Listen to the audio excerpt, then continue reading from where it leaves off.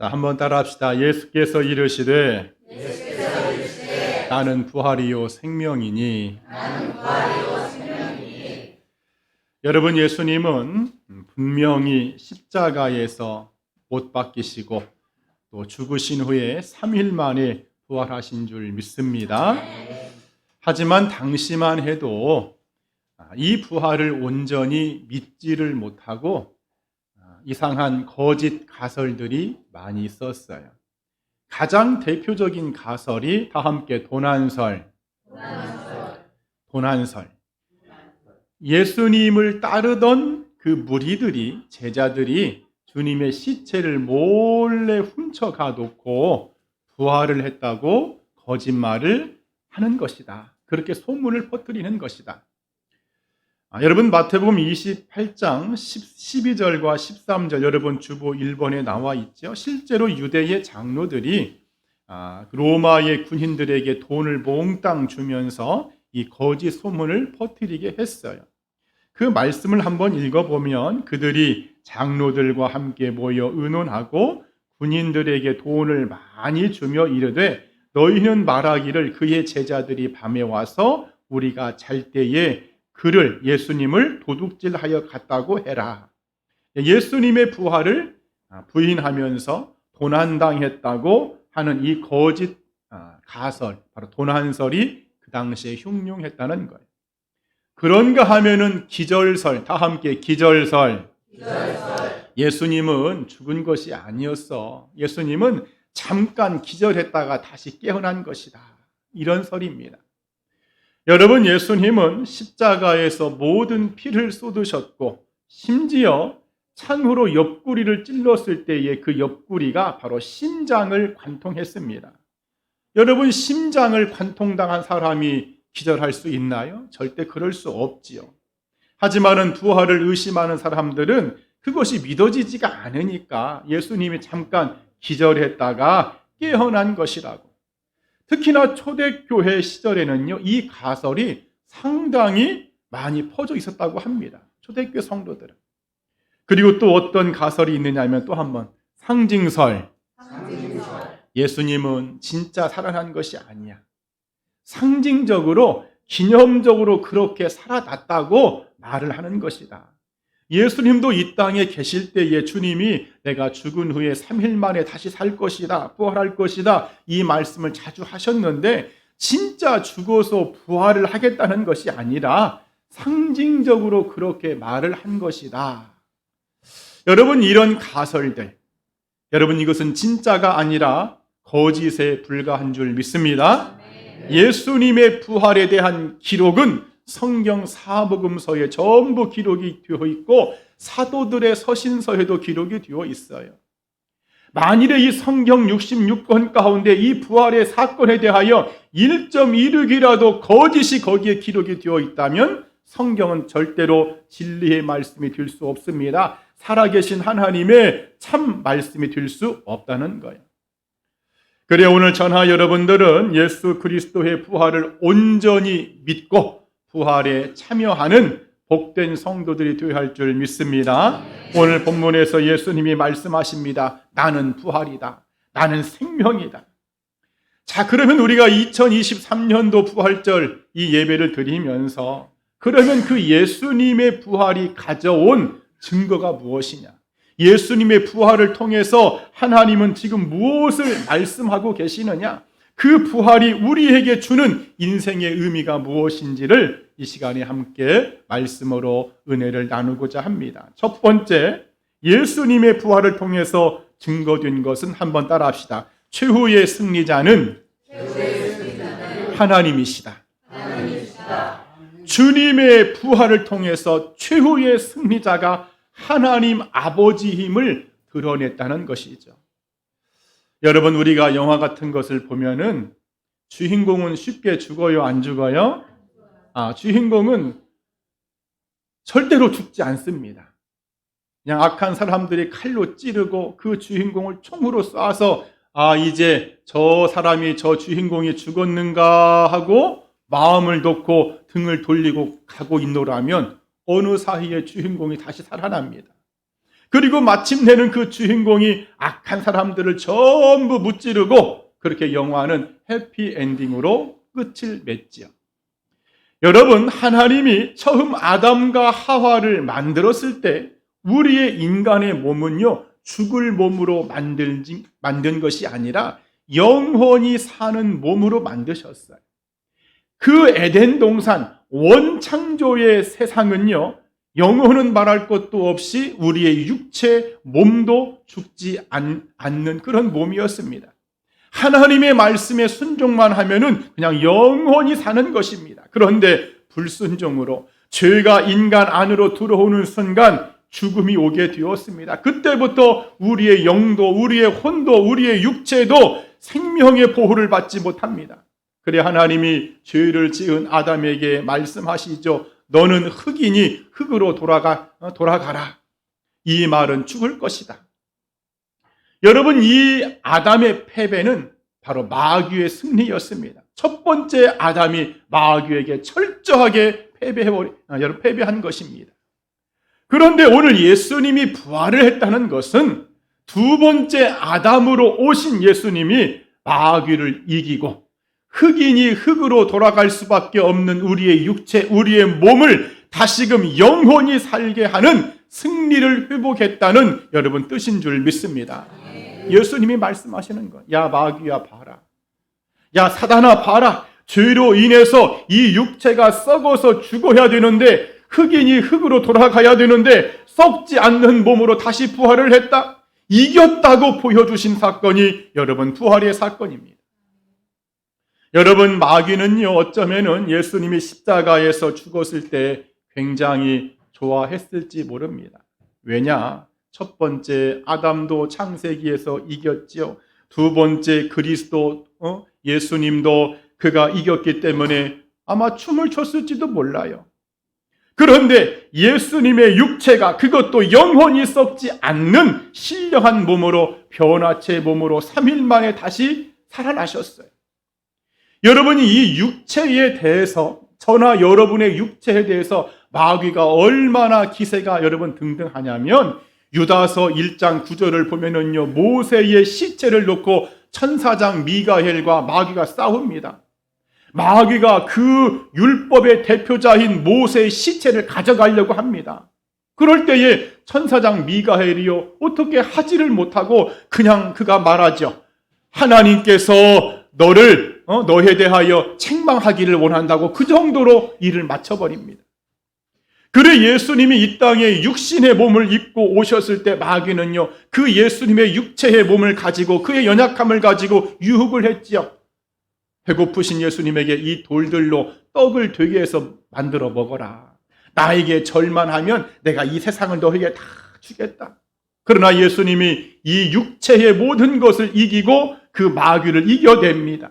그리고 예수님이 공생의 기간 병자들을 고치고 귀신을 내어쫓고 심지어 죽은 자를 살리십니다. 여러분, 그럴 때에 마귀가 볼 때에 이 마귀의 입장에서는요 그 예수님이 하는 모든 일들이 속된 말로 꼴보기 싫은 거예요. 눈의 가시와 같은 그런 일들이죠. 그래서 요한복음 13장 2절에 이 마귀가 꾀를 냈어요. 가룟 유다의 마음에 예수님을 팔 생각을 넣었다는 거예요. 요한복음 13장 2절 마귀가 벌써 가룟 유다의 마음에 예수를 팔 생각을 넣었더라. 예수님의 하시는 모든 일들이 눈의 가시와 같으니까. 우리가 그 바둑을 두시는 분들이 아마 혹시 있을지 모르겠는데 바둑의 용어 중에 자충수라는 여러분 용어가 있습니다. 자충수. 내가 이기려고 그 자리에다가 착점을 했는데 그 착점이 오히려 내가 지는 그런 패배의 원인이 되었다는 거예요. 여러분, 마귀는 가룟 유다의 마음에 예수님을 팔 생각을 넣어서 예수님을 십자가에, 그것도 유대인들, 그 메시아를 기다리는 유대인들을 통해서 예수님을 죽게 만들었습니다. 그리고 그 예수님이 마침내 지옥문에 떨어졌습니다. 여러분, 그럴 때 마귀는요 얼마나 신이 났겠냐는 거예요. 기세가 등등하면서 이제는 이 세상이 나의 것이다. 이 공중권세 잡은 이 세상은 나의 것이다. 내가 하나님의 아들을 이겼다, 내가 하나님을 이겼다고 축배의 잔을 들고 있을 그때에 바로 그런데 하나님은, 하늘에 계신 하나님 아버지는 그 죽으신 아들 독생자 예수 그리스도를 그 사망의 문에서 지옥의 문을 열고 당당히 살아 돌아오게 하셨다는 사실입니다. 여러분, 예수님의 부활은요, 단순히 죽은 자가 살아났다 그것이 아닙니다. 이 모든 우주 만물의, 이 세상의 모든 것의 최후의 승리자가 누구인지를 알게 하는 사건입니다. 최후의 승리자는 오직 하나님 아버지인 것을 알게 한 사건이 여러분 부활의 사건임을 믿기를 축원드립니다. 이 세상의 주인이 누구인지, 이 우주 만물의 주관자가 누구인지, 여러분, 그래서 예수 그리스도를 믿는 자는, 그 주님의 부활을 믿는 자는 살아도 영원히 살고 죽어도 여러분 사는 바로 최후의 승리자가 저나 여러분이 또한 될 줄 믿습니다. 그래 로마서 6장 11절에 너희가 죄에 대하여는 죽은 자였지만은 그리스도 예수 안에서 다시 살아있는 자가 될 거라는 것. 그래 우리는 2023년도 이 부활절을 지키면서 최후의 승리자이신 하나님만을 경배하며 여러분 그렇게 나아가는 복된 부활이 되기를 주님의 이름으로 축원드립니다. 또 두 번째, 예수님께서 나는 부활이라고 말씀하셨는데 그 예수님의 부활을 통해서 무엇이 증거되었느냐면 한번 따라합시다. 죽음은 영생으로 가는 관문이다. 여러분, 죽음이라는 거 성경은 잔다 이렇게 표현하고, 어떤 책에 보니까는 영혼과 육체가 분리되는 것이 죽음이다 이렇게 말하는데, 죽음은 영원히 사는 세상으로 들어가는 하나의 관문에 불과하다는 거예요. 여러분, 죽는 거 좋아요, 싫어요? 죽는 거 기뻐하는 사람 아마 별로 없을 것입니다. 아무리 연세가 많이 드신 분들도 누가 봐도 이분은 이제 죽으셔야 돼. 여러분, 그래도요 당사자는 아마도 죽고 싶지 않을 가능성이 매우 높습니다. 죽음은 우리 인생에게 근심이고 절망입니다. 만일에 젊은 사람이 죽었다, 어린아이가 죽었다, 이것은요 굉장히 어둠의 사건이고 슬픔의 사건이죠. 그러나 오늘 저나 여러분들은 첫 번째 열매가 되신 예수님의 부활로 인해서 영원히 죽지 않는 부활의 열매로 다시금 나올 줄 믿습니다. 여러분, 주보 7번째 디도서 1장 2절에 영생의 소망을 위함이라. 이 영생은 거짓이 없으신 하나님이 영원전부터 약속하신 것이라. 여러분, 예수님의 부활을 통해서 하나님은 저나 여러분들에게 약속한 것인데 바로 그것이 영원히 사는 영생이란 사실입니다. 그 고대로부터 내려오는 상상의 새 중에 불사조라는 새가 있죠. 불사조. 여러분, 상상의 새입니다. 실제 새가 아니에요. 이 불사조는 자신의 죽음이 가까이 오면은요, 가장 높은 나무의 꼭대기에 올라가서 둥지를 만든답니다. 그 둥지를 다 만든 다음에 죽기 전에 태양빛을 마치 돋보기로 이렇게 모으듯이 그 빛을 전부 모아가지고 둥지를 태우면서 날개를 막 그 둥지 안에서 저으면서 자기도 함께 거기에서 타고 죽는 거예요. 그렇게 반복하기를, 그렇게 재 속에서 계속 다시금 태어난다고 해서 불사조라는 여러분 용어가 나왔어요. 여러분, 이것은 상상의 새입니다. 우리 인간이 죽음에 대하여 얼마나 두렵고 영원히 살고 싶은 그 영생에 대한 욕망이 얼마나 강했으면 이런 상상의 새를 만들었겠습니까? 여러분, 그러나 어떤 인간도, 그 진나라의 진시 황제도, 그 이집트의 피라미드를 건설하면서 영원 불멸을 꿈꿨던 파라오도 인간은 누구나 다 여러분 죽습니다. 그러나 그럼에도 불구하고 하나님의 자녀가 되었고 예수 그리스도의 부활에 참여하는 그 부활의 신앙을 가진 모든 자들은 영원히 사는 은혜를 맛볼 줄 믿습니다. 다 함께 나는 영원히 죽지 않을 것이다. 나는 영생할 것이다. 여러분, 우리 그리스도인들에게, 성도에게 죽음은요, 영생으로 가는 하나의 통로요, 과정이요, 관문이라는 거예요. 오늘 그것을 예수님이 부활을 통해서 보여주신 줄 믿습니다. 예수님이 죽음을 이기셨습니다. 여러분, 이 세상의 모든 권세, 무력, 모든 권력, 모든 권세 중에 가장 큰 권세가 뭡니까? 바로 사망의 권세잖아요. 죽음 앞에서는 우리 인간은 어떻게 해볼 수가 없습니다. 그러나 예수님께서 그 사망의 권세를 깨뜨리고 그 무덤을 열고 다시금 죽지 않는 몸으로 나왔기 때문에 저나 여러분들 영생의 축복, 영원히 사는 이 은혜 속에 앞으로 살아갈 줄 믿습니다. 여러분, 그래서 디도서 3장 7절에 주보 8번에 우리로 그의 은혜를 힘입어 의롭다 하심을 얻어 영생의 소망을 따라 상속자가 되게 하려 하심이라 그러죠. 여러분, 죽음은 무서운 거요, 안 무서운 거? 이제 안 무서운 겁니다. 한번 따라서, 죽음은 무서운 것이 아니다. 1899년 무디 목사님이 이제 임종이 가까웠습니다. 12월 22일 날 목사님이 이제 방 안에 계시는데 혼자 뭐하라고 중얼거립니다. 세상에 온 대지는 다 물러가고 내 눈앞에 하나님 나라가 열려 있구나. 이 땅의 모든 것들은 전부 사라지고 내 눈앞에 하늘나라 천국의 모습이 펼쳐 있구나. 이 이야기를 혼자 중얼중얼 하니까 그 방 안에 있던 지인들, 가족들이 목사님을 흔들어 깨웁니다. 목사님, 지금 무슨 말씀을 하시는 거예요?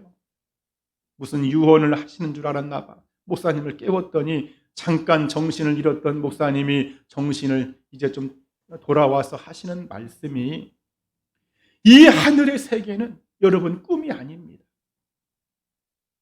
너무나도 아름답고 너무나도 황홀한 이 세계가 지금 내 눈앞에 펼쳐 있습니다.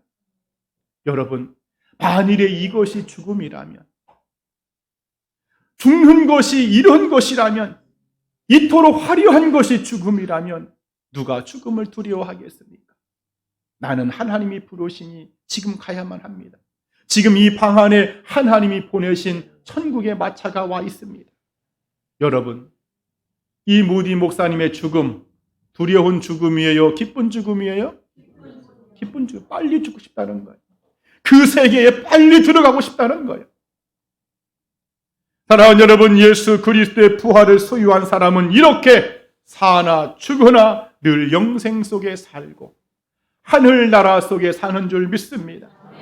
예수님의 부활이 이것을 증거하는 거예요. 죽음은 그냥 영원한 하나님의 그 황홀한 세상으로 들어가는 하나의 관문에 불과하다는 것이죠. 그래, 오늘 저나 여러분들 이 부활의 신앙을 가지고 하나님 나라, 영생의 나라, 그 아름다운 세상을 바라보면서 오늘도 한 걸음, 내일도 한 걸음 기쁨으로 부활의 신앙으로만 살아가기를 소망합니다. 이런 은혜가 있기를 축원드립니다. 마지막 세 번째로, 나는 부활이라 말씀하신 예수님, 이 부활을 통해서 우리들에게 무엇을 증거하셨느냐? 한번 따라합시다. 다시 데리러 오심을 약속하셨다. 예수님의 부활의 그 증거, 왜 주님은 부활하셨느냐? 다시금 우리들을 데리러 오시기 위해서. 여러분, 예수님이 이 땅에 2000년 전에 오신 목적은 우리를 구원하러 오셨어요. 요한복음 12장 47절에 내가 온 것은 세상을 구원하려 함이로다. 그래, 주님은 그 목적을 위해서 십자가를 짊어지셨고, 그리고 다 이루었다고 말씀하셨고, 그리고 3일 만에 부활하시고 이 땅에 40일 동안 계시면서 여러 사람들을 만나시고 또 위로와 힘을 주셨어요. 그리고 마침내 감람산에서 부활하신 그 주님이 하늘나라로 올라가십니다. 한 가지 좀 궁금한 것이 있죠. 왜 주님은, 부활하신 예수님은 하늘나라로 가야만 했을까? 부활도 하셨고 영원히 사는 몸이 좀 되었으면은 그냥 이 땅에 계시면서 우리와 함께 하시지. 그 부활하신 예수님을 로마 군인들이 만난다면, 그 부활하신 예수님을 사두개인, 바리새인, 이런 헤롯 당원들, 이런 종교 지도자들이 만난다면 깜짝 놀라고 더 효과적으로 주님이 복음이 전파되었을 텐데 왜 주님은 그냥 올라가셨을까? 예수님이 답을 주셨죠. 여러분 주보 10번째 요한복음 14장 2절과 3절을 한번 같이 읽어보겠습니다. 시작. 내 아버지 집에 거할 곳이 많도다. 그렇지 않으면 너희에게 일렀으리라. 내가 너희를 위하여 거처를 예비하러 가노니 가서 너희를 위하여 거처를 예비하면 내가 다시 와서 너희를 내게로 영접하여 나 있는 곳에 너희도 있게 하리라. 아멘. 예수님이 부활하시고 하늘에 올라가신 목적이요, 여러분들이 영원히 살 집을 마련하기 위해서 부활하셨고 그래서 여러분 올라가셨답니다. 여러분 예수님이 지옥문에 갇혀 있으면 우리의 집을 지어줄 분이 없습니다. 예수님이 사망 권세를 이기지 못하고 그 지옥에 여전히 매여 있으면 우리의 거처가 마련되지 않습니다. 우리의 그 거처를 마련하기 위해서 주님은 부활하셨고 그렇게 승천하셔서 지금도 하나님 나라에서 저나 여러분들의 집을 주님이 짓고 계시는 줄 믿습니다. 그리고 다 지어지면 내가 다시 데리러 오리라. 우리 한번 따라합시다. 내가 다시 데리러 오리라. 우리가 부르는 그 부활전 찬송가 중에 161장이 있죠. 그 1절 가사를 보면 할렐루야 우리 예수 부활 승천하셨네. 세상 사람 찬양하니 천사 화답하도다. 구주 예수 부활하사 사망 권세 이겼네.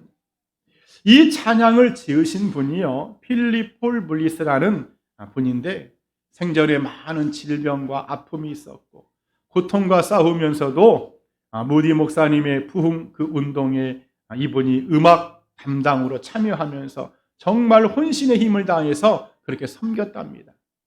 하지만 이분이 젊은 나이에 38세 나이에 그만 불의의 사고로 목숨을 잃게 되었어요. 사고를 당하기 전이 부활절 전인데 이분이 살아있을 때 그 부활절 때 부활절 예배 때에 특별한 찬양을 하나님 앞에 올려드리고자 만든 찬송가가 바로 찬송가 161장입니다. 그런데요 그 가사 중에 3절을 보니까 3절의 내용이 다시 오실 예수님을 찬양하고 있습니다. 구주 예수 부활하사 영광주로 오시네. 부활하신 예수님이 나를 다시금 데리러 오신다는 소망, 영광의 주님으로 그 부활하신 예수님이 나를 다시금 찾아오신다는 것이 이분의 신앙의 간증이었다는 거예요. 이 찬송가를 부를 때에 6,000명의 회중들이요 눈물바다가 되었다고 하지요. 사랑하는 여러분, 예수님은 이 부활을 통해서 지금 무엇을 증거하고 있느냐? 주님의 부활로만 그치지 않고 그냥 예수님 부활하셨대. 그 주님의 부활로만 그치지 않고 그 부활을 통해서 저나 여러분들을 다시금 데리러 오시겠다는 그 약속, 내가 천국에다가 너희들이 영원히 살 집을 내가 짓고 있다, 내가 짓기 위해서 부활하셨다, 그리고 다시 데리러 오시겠다, 여러분 그것을 말씀하고 있는 줄 믿습니다. 그래 우리는 이 땅에 살아갈 때에 주님이 언제 오시든지 빨리 오시든지 늦게 오시든지 내가 힘들고 어려울 때 오시든지 평안할 때 오시든지 이런 모든 것들을 초월해서 그 부활의 예수 그리스도를 여러분의 가슴에 품고 그 주님을 그리워하면서 그 주님을 기다리면서 여러분 부활의 신앙으로만 살아가기를 축원드립니다. 한번 따라합시다. 하나님 아버지, 부활의 신앙으로만 살게 하옵소서. 아멘. 말씀 하나 하고 설교를 정리하겠습니다. 우리 몸에는요 여러 가지 기관들이 있지요. 뭐 코도 있고 귀도 있고 눈도 있고 손도 있고 발도 있고. 어느 날 우리의 기관 중 눈이 멀리 산이 보이는데 그 산에 안개가 너무나 멋지게 내려 있는 거예요. 눈이 말합니다. 얘들아 지금 앞에 안개가 덮인 산이 있는데 너무나 아름답단다. 그랬더니 귀가 하는 말이 산이 있긴 어디 있느냐, 내 귀에 산의 소리가 들리지 않는다. 손이 말하기를, 맞장구를 치면서, 그래, 내가 아무리 손을 뻗어도 저것이 잡히지가 않는데 너 혹시 지금 잘못된 허상의 것을 보고 지금 말하는 것이 아니냐. 코가 말합니다. 코가. 그래, 맞아. 내가 아무리 냄새를 맡아도 아름다운 안개 덮인 산의 냄새를 맡을 수가 없는데 하면서 눈을 제외한 모든 귀와 코와 이런 손이 지금 눈이 거짓말을 하고 있다고 말을 했다는 거예요. 야, 너 누나, 너 거짓말하지 마. 안개 덮인 산이 있긴 어디 있어? 여러분, 그러나 지금 눈은 정확하게 확실하게 안개 덮인 산을 보고 있습니다. 여러분, 이 예수 그리스도의 부활은 또 장차 우리들이 주님의 부활을 따라서 우리도 부활을 할 텐데, 이 부활은요 믿음의 눈으로만 볼 때에 보이는 것입니다. 믿음의 눈이 없으면 이 부활이 믿어지지도 않고 이 부활이 나에게 이루어지지도 않는다는 거예요. 우리 2023년도 부활절을 맞는 여러분 모두는 오직 믿음의 눈으로, 신앙의 눈으로 여러분 이 부활의 영광에 다 참여하는 복된 삶을 살기를 이 아침에 간절히 축원드립니다. 아멘. 기도하겠습니다.